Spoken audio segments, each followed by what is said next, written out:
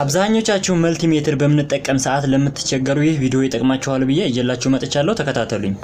በመጀመሪያ የምንጠቀመው መልቲሜትራችን እንግዲህ እንደየ መልቲሜትሮች ይለያያሉ። በዲጂታል መልቲሜትር ነው ማሳያችሁ ማለት ነው። እንደየ መልቲሜትሮች ስለሚለያዩ ኮንቲኒቲ የመጀመሪያው ኮንቲኒቲ ምልክት አለ። ኮንቲኒቲ ላይ የምንጠቀመው አብዛኛውን ጊዜ ምንድነው እንደዚህ ሾርት ያነጉ ነገሮችን የምንለይበት ነው ማለት ነው። ልክ እንደ እንደ ፊውዝ እንደ ኢንዳክተር እና እንደ ዳዮድ አይነቶችን ሾርት አድርገዋል አላደረጉም ብለን የምንለይበት ነው ማለት ነው።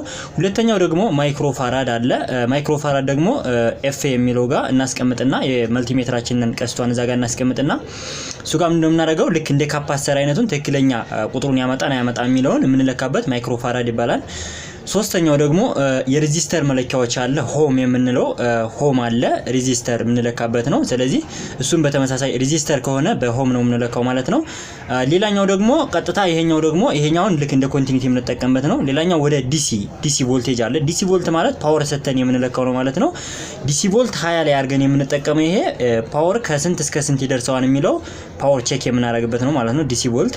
ሌላኛው ደግሞ መጨረሻው ኤሲ ቮልት አለ። ኤሲ ቮልት የምንጠቀመው እንደየ መልቲሜትሮች ይለያያል። ከ700 እስከ 750 ባሉት ነው የምንጠቀማቸው።